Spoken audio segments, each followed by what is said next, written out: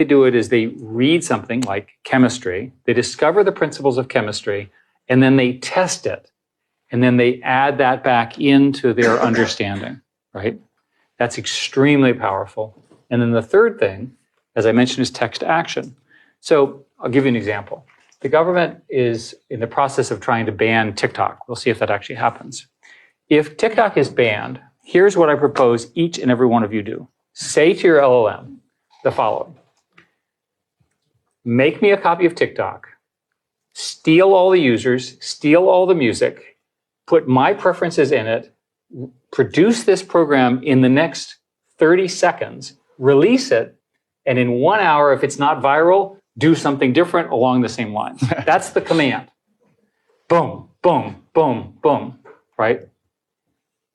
You understand how powerful that is. If you can go from arbitrary language to arbitrary context windows, agents, and text action, when they are delivered at scale, it's going to have an impact on the world at a scale that no one understands yet. Much bigger than the horrific impact we've had by social media, right, in my view. So here's why. In a context window, you can basically use that as short-term memory. And I was shocked that context windows get this long. The technical reasons have to do with the fact that it's hard to serve, hard to calculate, and so forth.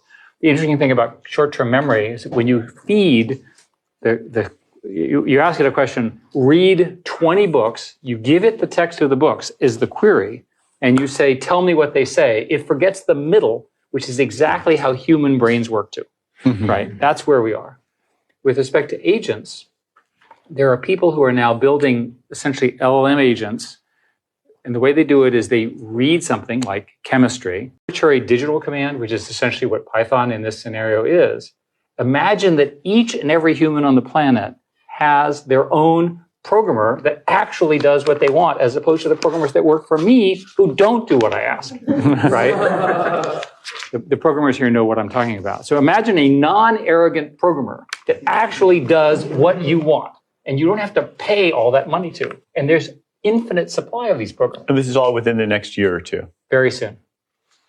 Those three things, and I'm quite convinced it's the union of those three things that will happen in the next wave.